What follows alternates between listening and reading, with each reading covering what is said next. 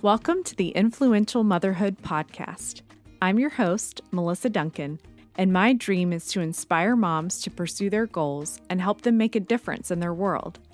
I'm a mom of 2 young boys, a wife to my high school sweetheart, and a lawyer. This show is a place to hear stories of moms working hard to have a positive influence in their profession or their community, and sometimes both, even as they juggle their responsibilities at work, at home, and to their children. You'll get tangible, practical tips for managing the chaotic world of motherhood and work. Come along as we hear these stories and feel inspired to step outside of our comfort zone as leaders and as a positive force within our communities. I believe that moms can change the world.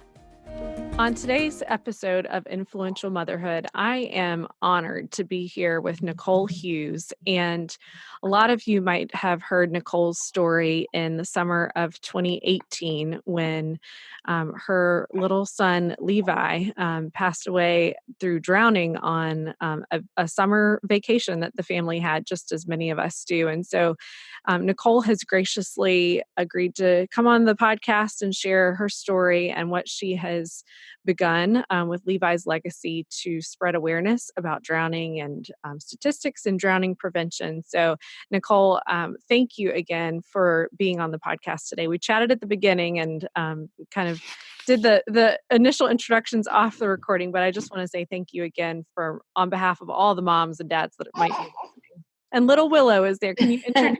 Yes. Why don't you introduce us to you and your family?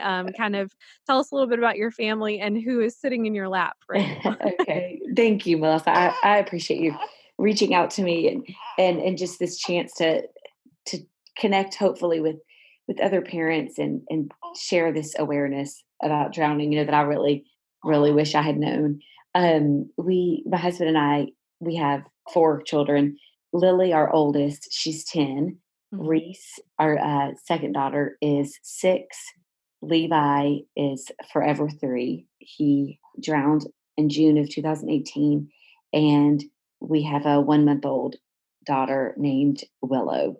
And she is my partner tonight. She's making her podcasting debut. You might hear her chiming in. That is perfectly okay. So what a beautiful family you have. I know I've seen, some of the pictures and you shared some with me and just an absolutely beautiful family.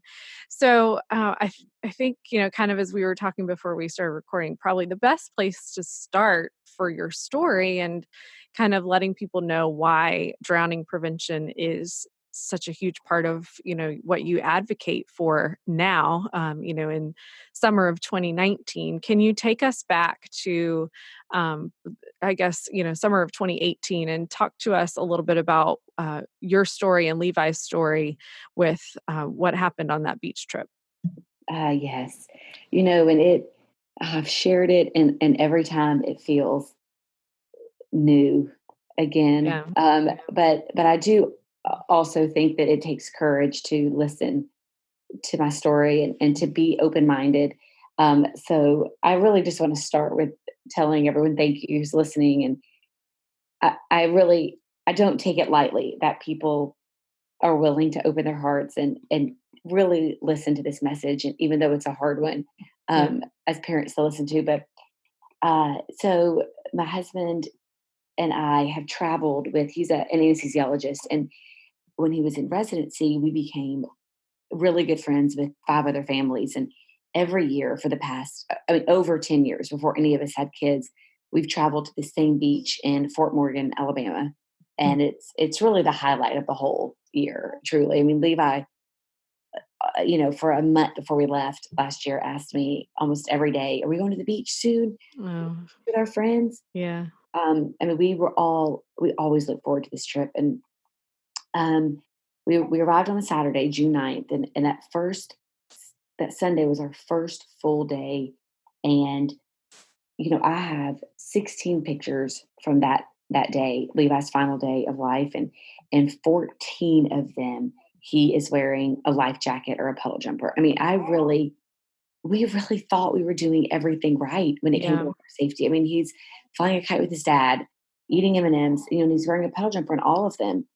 And they rode in the kayak in the ocean. It was really, really a perfect day. We love these friends and love this trip. And Levi got to have endless amounts of junk food and uh, undivided attention from his Mhm. parents and his siblings, and it was really the perfect day. Mhm. And that night, I gave him a bath, and we were finished swimming for the day, and it was probably about 6:30, and we were waiting, basically just waiting for it to get dark, because the dads always took the kids crab hunting once it got dark. And Mhm. I had put on his bright yellow crab hunting shirt, and he was so excited. He turned 3 in March, and it was really the first year that he really understood what was happening, and he Yeah. couldn't wait to go, catch these crabs with his dad and just be one of the big kids. Mhm. So put this shirt on him, and he was sitting on the couch. We were all there were a lot of us, 12 adults and 17 kids. And we Oh my also goodness. I know, but it really works. It's so much Yeah, fun. those are the most fun kinds of trips, It, when you can all be together that way. yes, and the kids play with each other and running around. And so they were all sitting, Levi was sitting on the couch surrounded by other kids. They were watching America's Funniest Home Videos. Mhm. I remember there was a raccoon on the screen. He was laughing, along with all the other kids. I remember looking at him and thinking, "Oh my gosh, he's growing up. Yeah. He's a real kid."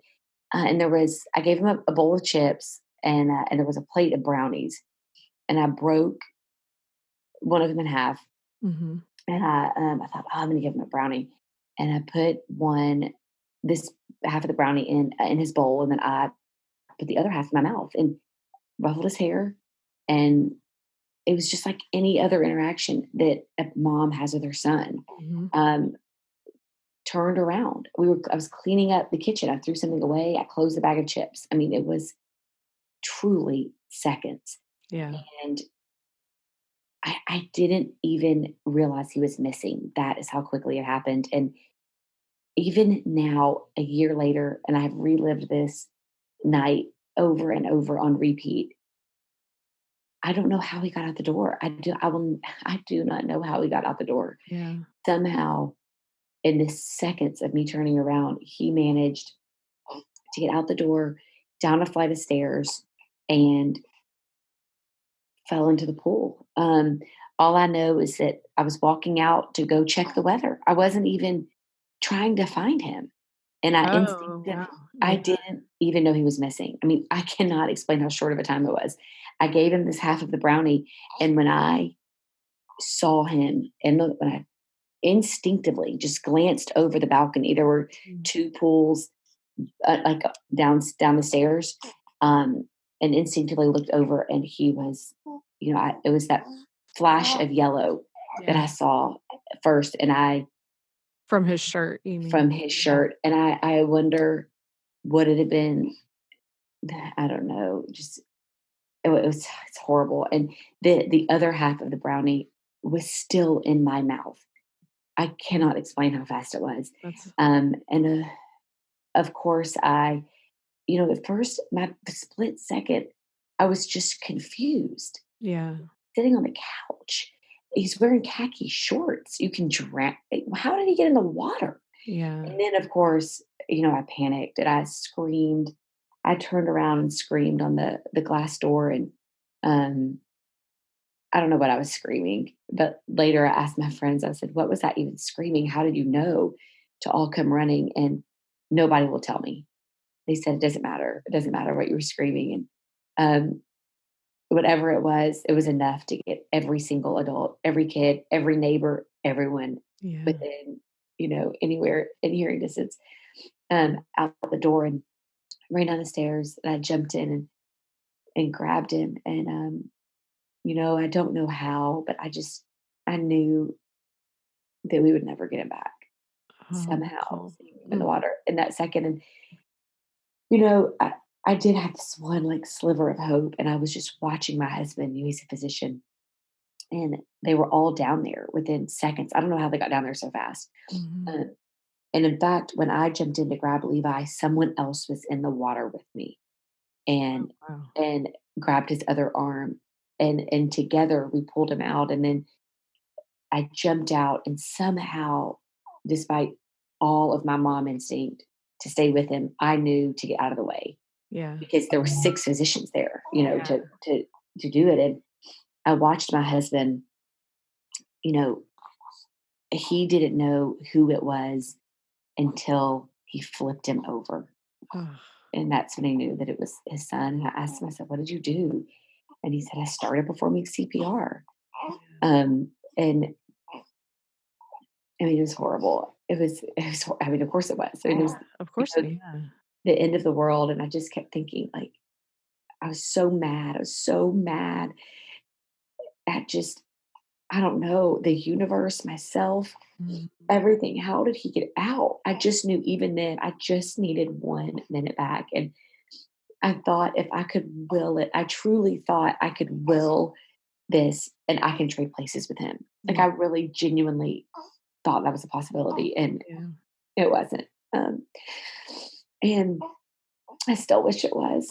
Oh, Nicole, But I'm oh, and I'm just, you know, just speechless for the words that don't come for the pain that you must, be that you and your family must have gone through. And just want to say again, how it's just not even enough, but how sorry I am that, although but you've shared your story, from the beginning that it, it I know that you would give anything to press rewind and for him to be here, and for this not yeah, to be a story that have to share. So, yes, um, yes. I just want to say thank you because for it, the courage that it takes to do Well, this is I just, have I know Levi would be incredibly proud of you, but I know that what you probably really want is just to not even have to be sharing this, I don't want yeah, story. he So, is true. I yeah, know he uh, I appreciate it. And like I said though, I do think it takes courage to as a parent to listen to the story, but yeah, also yeah, to be open to not just shutting it off right now, but instead to say, okay, what can I do? yeah, Um, to believe that this could really happen to you. I think that is, when I look back and I think, how did I not really know?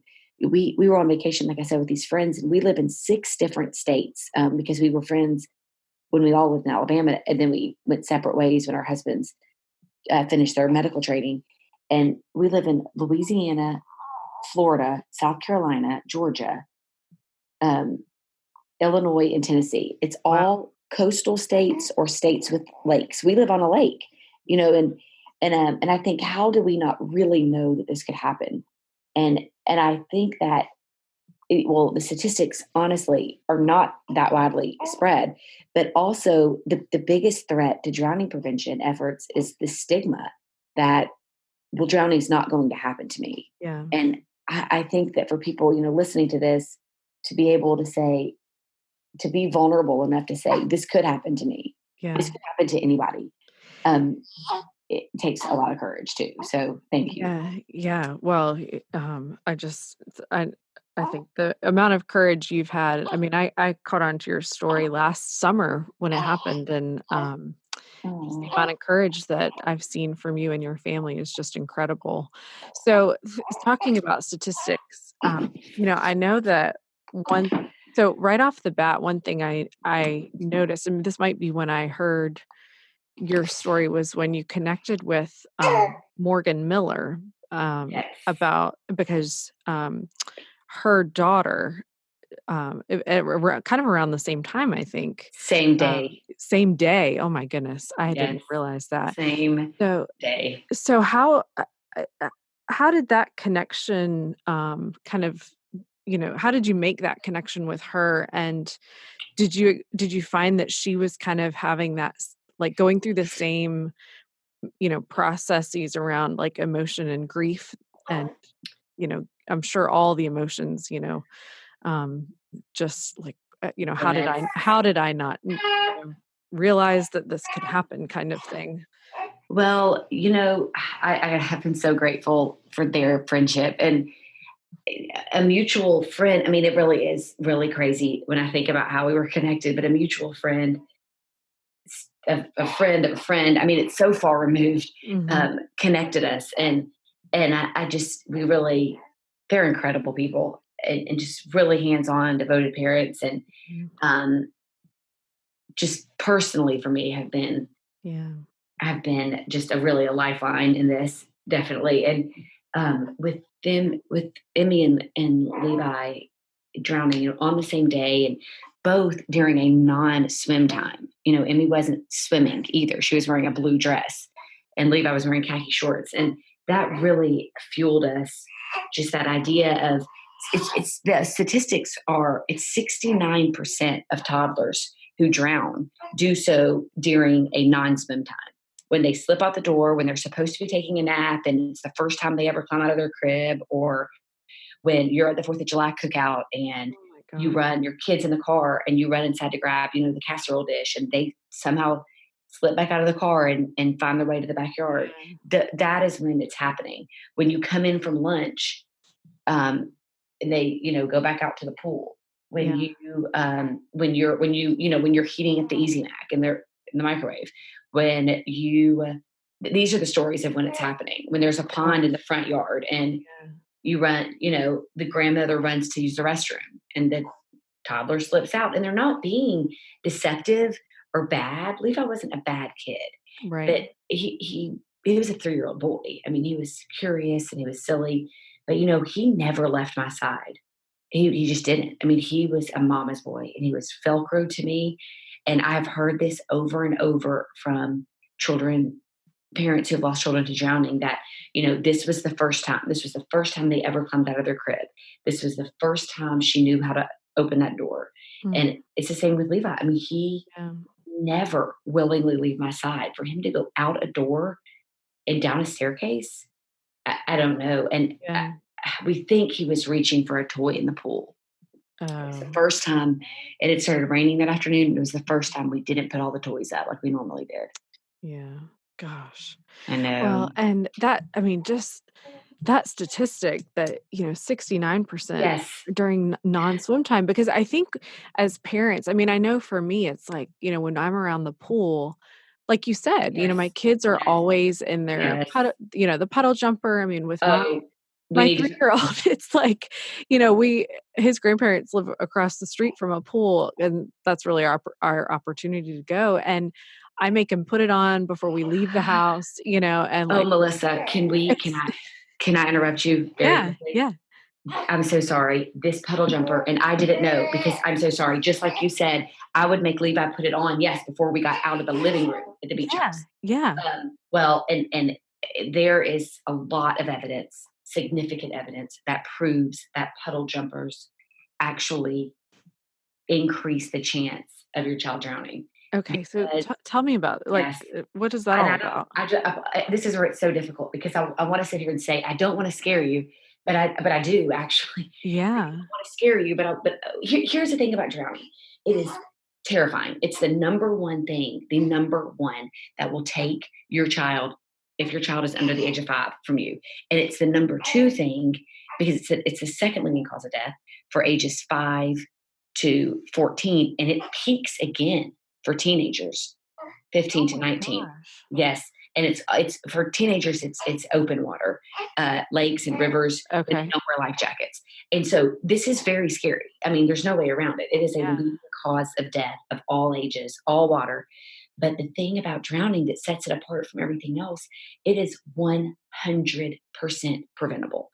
I mean, even motor vehicle accidents, there's usually another person at play. mhm, yep, So you can't even sit here and say those are 100% preventable. So when you have this panic about drowning, that's good. I want people to realize we have to fear, I have a respect for water, but right, also it's okay. You can fix this. This is so preventable. But the puddle jumpers, in fact, I'm in a Facebook group with mothers who've lost a child to drowning, parents who've lost a child to drowning.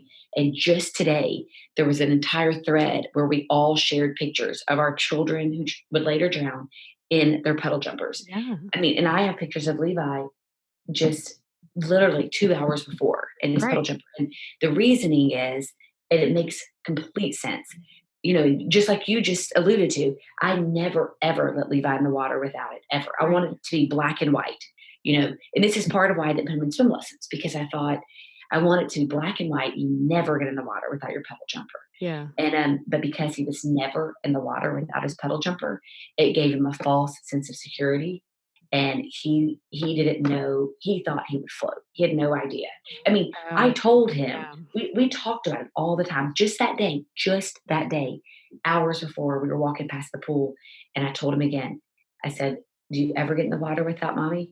And he said no. And for his little 3-year-old brain, I um I've reasoned with him using his biggest fear, which was to be away from me. And he knew, he could repeat back to me, "If I get in the water without you, then I'll never see you again, and we'll be very sad." I mean, so we talked about it, all the time, but I never. I wish I wish I would have put him in survival swim lessons and thrown the puddle jumper away. I wish there had been a four-sided fence at the pool. I wish I had deadbolted the door. I mean, there's all these things I wish, of course, but I think even if I had just taken him in the water and sort of dunked him in and said, "Hey, this is what happens when Yeah. you're not wearing it." Yeah. Um, but the puddle jumper, so it creates a false sense of security, and it keeps your child upright, which is not the swimming position.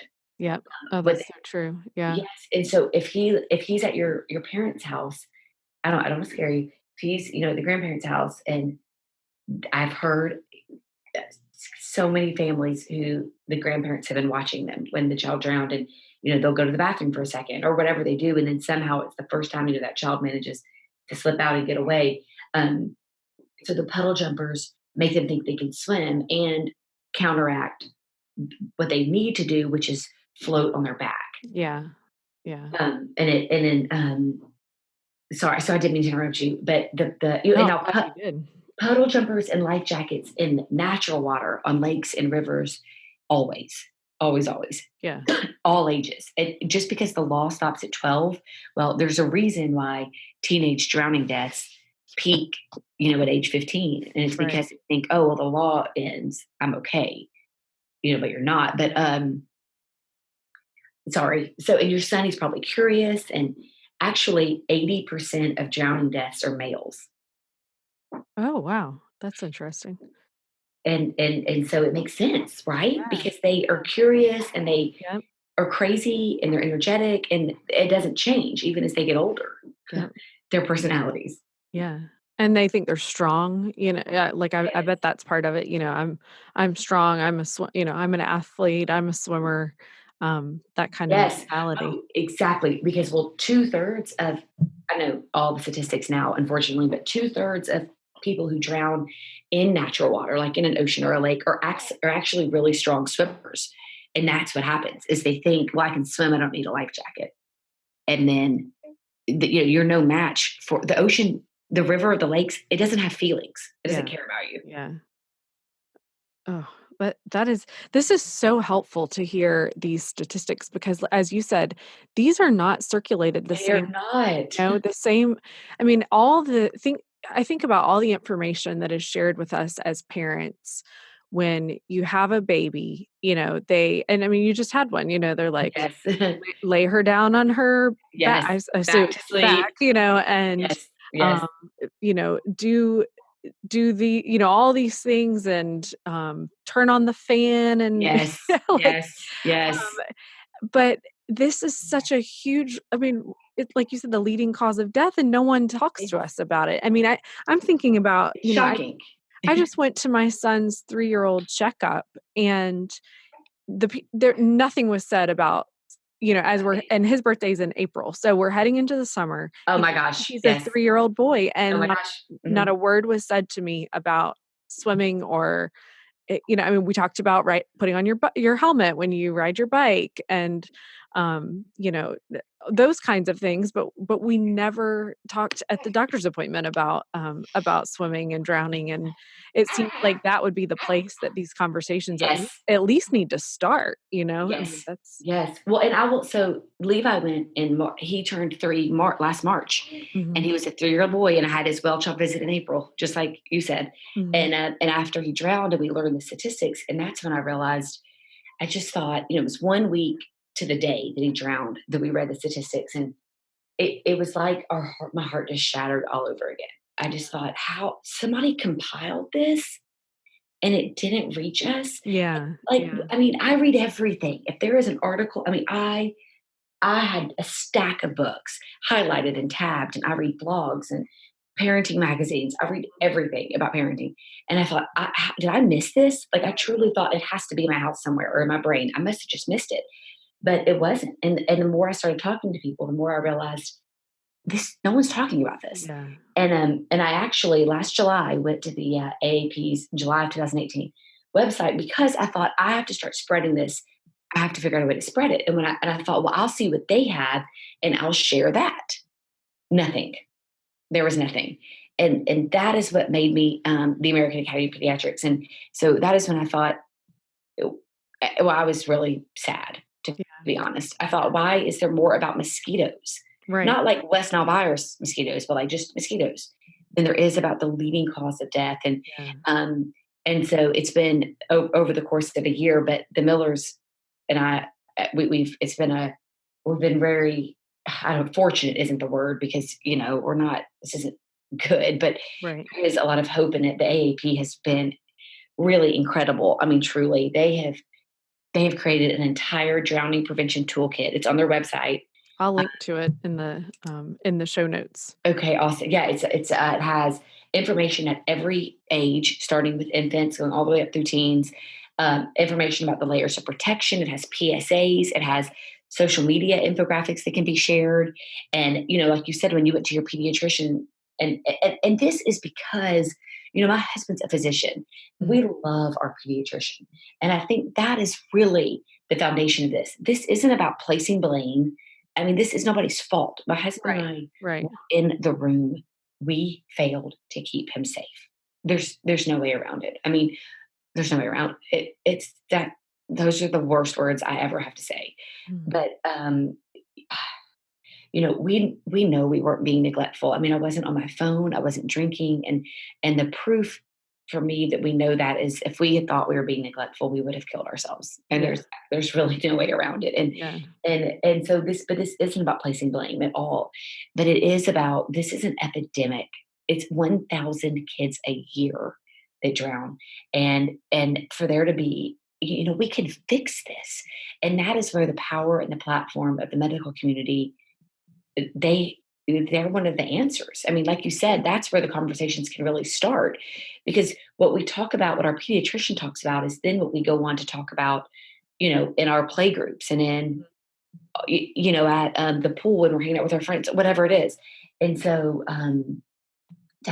we actually spoke at their annual leadership conference in March, and they actually they actually revised the drowning policy this March as well. And really it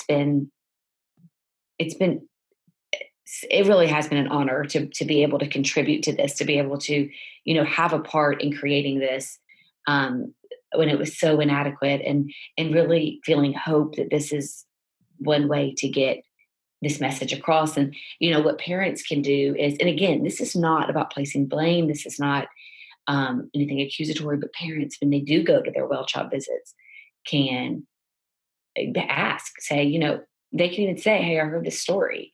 Yeah. Because I know it's hard. You don't want to question your pediatrician. You want to be respectful. Right. So there's an end. Just say, well, I was listening to this podcast and I heard this story about drowning and it's the number one cause of death. And what else can you tell me about it? And hopefully the more we sort of question, ask about it to our physicians, then the more they will just start discussing it. Yep.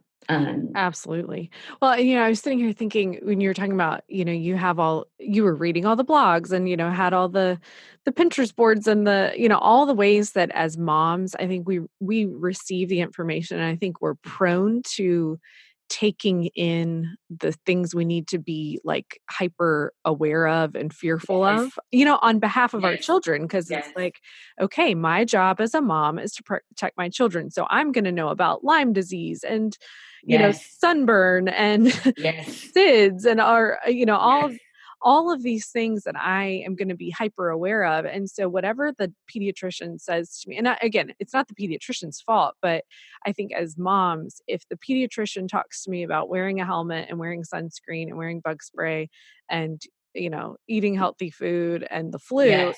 those are the 5 things I'm I'm going going to to, focus on. yeah, Exactly. like I'm going to say, okay, I can't worry about everything. So I'm going to focus on, on these 5 things. And of course, other things too. But if the pediatrician, every visit said to me, what are you doing to prevent your child from drowning? That would be at the forefront of my mind. And, Well, yes, your um, son at 3, I mean, they now recommend swim lessons starting at age 1. that's And that should have been brought up, like, again, I don't wanna say should have. This is not, no, but it could have. I would say it's an yes. opportunity, But and if it's the number one, Bodie Miller has said this over and over, and if it's the number one thing that could take your child, especially in this age range, it should be the number one thing talked about. yeah, and not just in the doctor's office, but I mean all over. This Preschool and this daycares. yeah, Why are we not exactly. talking about this? Well, I'll tell you why I believe we're not talking about it is, well, I think it really comes down to, because I've analyzed this quite a bit to try to figure out how I didn't know how my husband, as a cardiothoracic anesthesiologist, which is an airway expert, and Mhm. drowning is an airway death. Well, I mean, Yeah, yeah, how did we not know this? And it's the stigma. It's yeah, because there's so much we have to worry about as parents that if there's anything we feel like we can even, faintly cross off the list, then we're like, oh, good, check. Okay, good. right. So that's what drowning is. Well, oh, my kids aren't going to drown because, we don't even have a pool. Or I always watch my kids when they're swimming, so they're not going to drown. And drowning is seen almost as this, and I don't think people do it consciously. I don't think it's a conscious decision, but drowning is seen as a punishment. This is the truth. Yeah, I can say this. It's the truth. When it's a toddler, it's, well, those parents should have been watching their kid. And when it's a teenager, it's, well, why did he jump off the cliff like that? And the reality is, we weren't being neglectful, and we weren't. A toddler. We later found out that a toddler under 30 pounds can drown in 30 seconds. I mhm, mean, this is not neglect. If yeah, your child has ever made it into your closet or written on a wall with a marker, or you know anything. If you've ever gone to the bathroom and your child's been sitting on the couch, I didn't even do that. I didn't even go as yeah, far as to do that. But I mean, yeah, these people who say, "Well, I watch my kids all the time." I hope not. I hope at some yeah, point you use the restroom without right. But that's not true. You don't. But because we look at this as, this is an easy thing we can check off because it's not going to happen to me. Yeah, Um, but the biggest problem with this, of course, is that this is why it's an epidemic. Is why it continues to happen. Is because nobody takes it seriously. right. And then it's too late. Nobody cares about the solution and the answers Yeah, because they know that the problem is theirs. But the part that frustrates me the most is, it shouldn't even matter if the parents were neglectful or not, because it's not about the parents. yeah, This is the child who will no longer, who will not get to go trick or treating, who will yeah, not get to start kindergarten. So we have to stop right now, finding the loophole, stop assuming this isn't going to be you or your child, because all you're doing when you say what's not going to happen to me is failing your child. But what you can say is, I didn't know those statistics. I hope that's never going to be me, but here's what I'm going to do to ensure it's not. yeah. Yes, I completely agree. So I want to be sure that you have also time to talk about Levi's legacy and the organization that you started and what that's doing. But pausing for a second with what you were just saying, doing what we can to prevent it. So we talked about swimming lessons. We talked about the false sense of security around puddle jumpers. Is there anything else? And maybe this will take us straight to talking about Levi's legacy. Yeah, it Yeah. will. But It's is all there connected. but what else? So, swimming lessons at, by age 1, and those infant survival swim lessons. Yes, that's to say, Um, it has to be. All swim lessons are not created equal. So this is not the fun. Let's splash in the water and jump to mommy. mhm, All that is teaching them is that water is fun. I yeah, mean, this and this attractive. yes, come play in the water. They already think that. So, Yeah, this is the ISR infant aquatics survival swim. You're really looking for the progress should happen in weeks, not in months, Yeah. definitely not in years. I mean, a child should be able to save themselves within, 2 months. I mean, they're still going to need refreshers. This isn't a magic fix. I shouldn't even say within 2 months. I mean, every child is different, but this is not something that if you start swim lessons one June and by the next June they're still not swimming, you need to find a different program. Yeah. That is not what this is. But at the same time, they're not just going to learn it overnight either. It requires consistency and maintaining it and continuing to go. Swim lessons are not dance and they're not karate. It is a life saving skill. So it has to be the ones that teach rolling to float on their back and reaching the wall and holding and breath control. Had Levi just held his breath, Yeah. he would be alive because it was getting the water out of his lungs Yeah. that was the problem. Four-sided fencing is actually the most evidence-based of all the layers of protection. Where we were, but there wasn't a gate at the top of the stairs. Oh, I see. And so a four-sided fence, no matter how much it is, I mean, this is a funeral costs a lot more. I promise. Yep. Yep. The life jackets in open water always, all ages. Don't just stop because the law stops. For all ages, designated supervision. This is really, I really believe strongly in this, and this is really what Levi's legacy, does and contributes to this. For us, I wouldn't have been able to put in the four-sided fence, or bring the pool alarm necessarily. And by that point, Levi didn't know how to swim. We were on vacation, but designated supervision is something you can take with you everywhere. And so one of the first things I did just weeks after Levi drowned is I created this nonprofit, Levi's Legacy. And I had this idea of water guardians, like watching the water tag, you're the water guardian. And just this visual reminder to watch the water, even when you come back inside, even when the kids aren't swimming. And so on the website, you can actually order a tag, and it's not a fundraiser. It just pays for the tag. They're produced individually. But one thing I really like about it is that they can be personalized. Mm-hmm. So you could put, Lily's guardian or I like that. Yeah. condo number 12, if you own a condo or something. But even if you don't want to do that, you can even just do something like grab a wooden spoon and hold it Yeah. and whatever and pass it off to the next person. Something that gives a tangible reminder of I'm watching the water. Yep. And most importantly, especially when you're with toddlers, is this idea of when you go back inside, Yeah. you're deadbolting the door. You're making sure the gate is closed. You're, keeping an eye.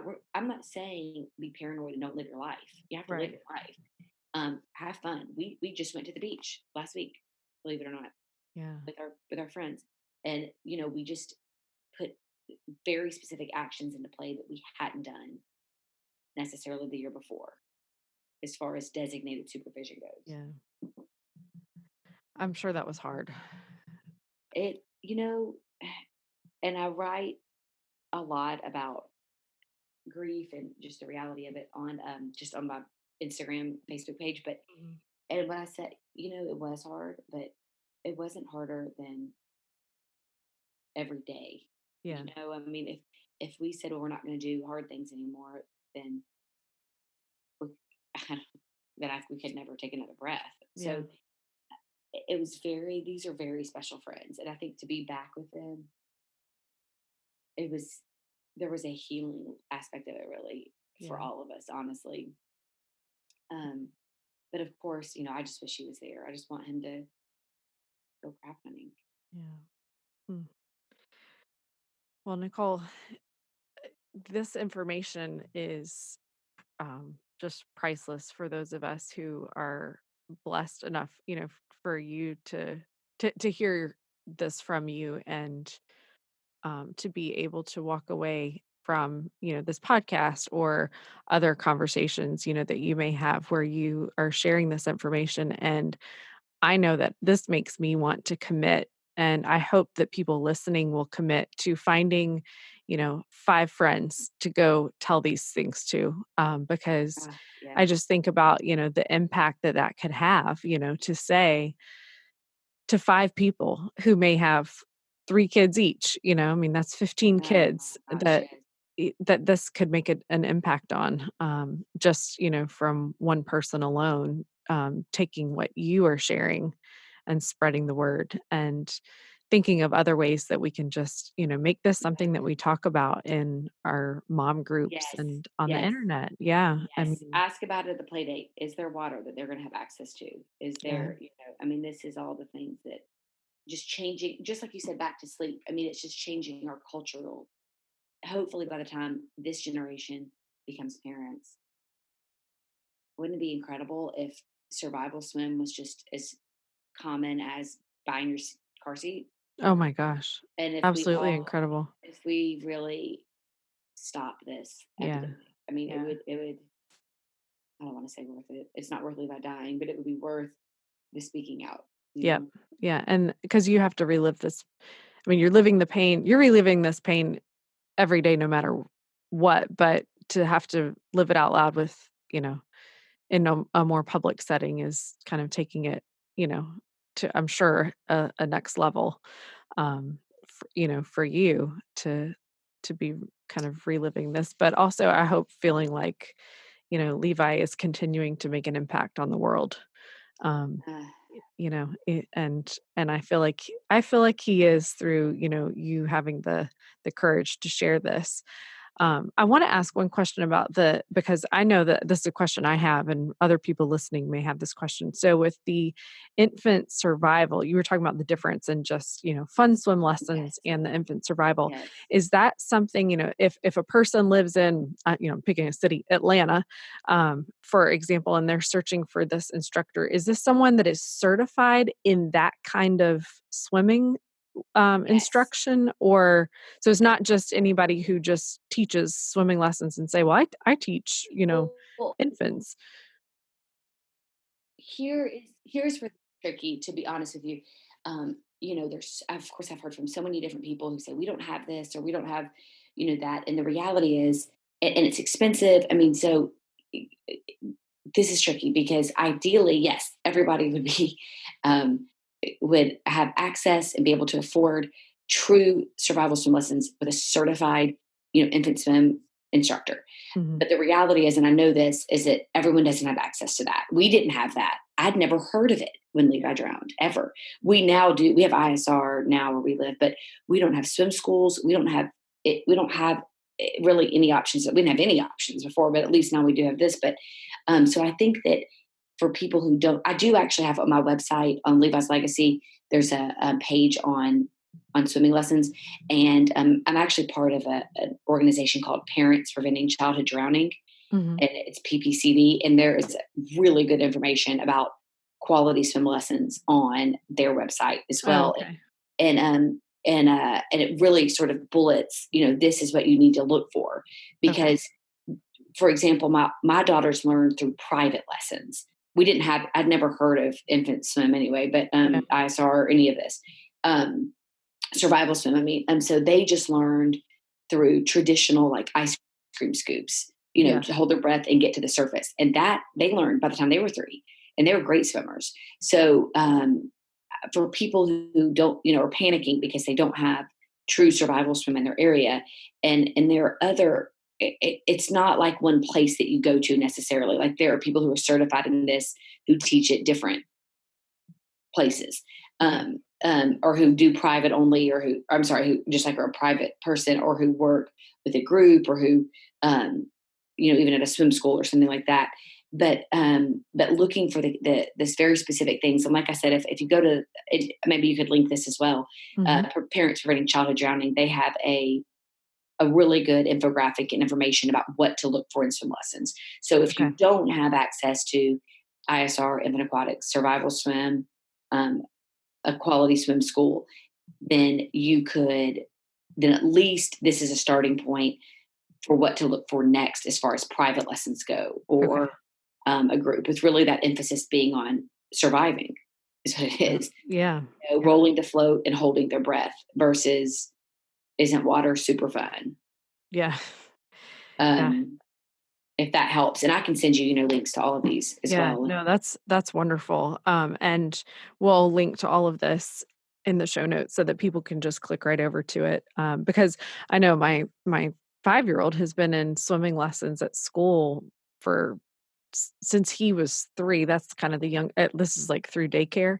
But you were talking about the timing, like how long it should take them to learn certain skills, and it's like it has literally taken him like 3 years to be able to. No, Yeah, and I'm my like, goodness. I don't think this is the right kind of, like, But I mean, people just don't know. It's not your fault. We right, look at right, swimming like we look at dance or soccer, and we're like, oh, let's go back to soccer, you know, and there's not a specific goal with right, soccer, you know, right. or with dance or with karate. But with swimming, the goal is, can you roll on your back and float? I mean, that is the goal. Yeah, Can you get to the surface? Can you get to the wall? Can you hold your breath? These are the goals that you're looking for, and it should not take 2 years to do that. yeah, yeah, and that's so helpful because now, hearing your story and all these statistics and then about, like, what to look for, I'm now thinking, okay, with my 3-year-old, I had just planned, "Oh, we'll just put him in these school swimming lessons," which we'll probably still do, but I think we need to add some Yes, extra, because you do. that can be the fun, but I think we need to have the survival skills in place Yes. before then, so, Both of my daughters, their birthdays are February and March. And so, like you said, your, you know, son is April. And by June of the summer that after they turned 3, they were both swimming completely on their own oh, without wow. any flotation devices. And then of course it makes me so mad at myself that I didn't put Levi in, but I didn't think he was ready. You know, Yeah, I thought, oh, he's yeah, not ready, he's crazy. And so don't let that be your reason either, yeah, because eh, just don't let that be your reason. And a lot of this is with the survival swim. They start them, you know, as a 1 year old, and so by the time they turn into, like, you know, toddler terrorists that they all do, then you've already it's just a real thing. Then you've already started it, you know, at 1. So now you're just building on that skill versus yeah, introducing it for the first time to this crazy psycho who isn't going to listen to you. yeah, You know, so yeah. Yeah, it's so true, and, I mean, especially, I know, 3-year-old boys. So, with Willow, she can do it when she 6 turns months. 6 months. Oh, wow, Now, well, the okay. AAP, the evidence they have right now doesn't support it for below 1, Mhm. but there's not a lot of evidence at all. The evidence doesn't necessarily not support it either, but it doesn't. It's not. You know, the AAP has to make sure it's very credible, obviously, before they Yeah, can say yes, we definitely support this, right. like they can with 1 and up. But the problem with drowning is there's such a lack of, you know, data about it, because nobody wants to be in the control group. Yeah, yeah, Nobody wants to, you yeah, know, to say, sure, let's see how long my, I mean, well, you know, obviously, I don't even have to explain why nobody wants to yeah, do that. So the statistics are very, there's just not there. There's not a lot of information as far as what works. We know fencing, and we know swim lessons for, you know, 1 and up, and life jackets and open water. mhm. Um, but Morgan and Bodie's son, Easton, he learned at 6 months, and he can now, you know, roll to float. They say if you can crawl, this is their sort of family's motto now, because Emmy had not had survival swim. But if you can Mhm. crawl, you can float. If you can walk, you can swim. Oh, wow. Okay, that's really good to know. And so, yeah, that's the Yeah, pillars. I did not make that up. It's really good. yeah. And so Easton was 6 months. Yeah, he won't be, you know, 1 for several months, and he can, if he reached the water, he'd be able to flip on his back and float. Oh, wow. So Okay. yes, so Yeah, Willow will never own a puddle. She will never be in a puddle jumper yeah, ever. We will yeah, use Coast Guard approved life jackets in natural water, and until she masters the roll to float, I will be in the water carrying her, yeah, yeah. which is a huge pain in the butt. But you know, But it probably so teaches is, them faster well, because, yeah, they know their body in the water better. yes, Yeah, yes, it's going to be an inconvenience, but there are worse yep, yep, that's inconveniences. exactly right, that's exactly right. So, She what just would fell you asleep too as I'm uh, holding. I'm riveting. Obviously, I put her to yeah. sleep. No, you're comforting to her. So as we start to wrap up, what would you ask of every mom that's listening? What can we do? What would you ask of us? What's one thing that every mom Uh, who's listening can do? Believe me that drowning can happen to you. Don't find the loophole. I know that's not what you were Yeah. asking, but No, that's the first thing you have to do. yep, and then that's important. and then I'm going to cheat and I'm going to say, second, whenever you see water, figure out what barriers can you put into place, whether you're at your house or somewhere else. So whether they're permanent or temporary, what barriers can you put between your child and that water? Whether it's a toilet, a bathtub, a pond, a lake, a river, a pool, a hot tub, whatever it is. Mhm. And then third, because I'm cheating, what you said about bringing this up to other moms, helping this become a topic of conversation. Yeah. Yeah. Well, Nicole, it is like I said, my commitment to you that I will do all of these things because of what you and your family, have been through, and the fact that y'all have the courage to talk and to continue to share Levi's story with others is just incredible. So I will be spreading the word, and I I think appreciate it. yeah. Oh, well, thank you. I mean, I know there are so many of us that need to hear all of this, and just want to thank you so much in through your grief, and then as a sleep deprived Oh mom my of gosh. I know. I'm thinking, did I make my point? yes, you absolutely did. But I know how sleep deprivation is in those early days. Yes. And so the combination of the 2, I know that this is not easy to do, but I just wanna say thank you again for sharing your story and Levi's story. Well, I really appreciate it. Thank you so much. And You're thank you to welcome. everybody for listening too. Yeah, thank you, and we'll link to everything, and, I hope that we can make big changes with these statistics over the next few years as a community of moms. I think that's gonna be important. Thank you so much. You're Thank welcome. you. Thanks, Nicole. All right. Thanks for tuning in for another inspiring episode of the Influential Motherhood Podcast. Be sure to follow my own journey in motherhood and work at Melissa Duncan JD on Instagram, and follow the behind the scenes of the podcast at Influential Motherhood on Instagram and Facebook. If you're enjoying the Influential Motherhood Podcast, please take a second to leave a rating or review in iTunes. It is how you can help other moms find the show so they can be inspired by these stories. See you next week.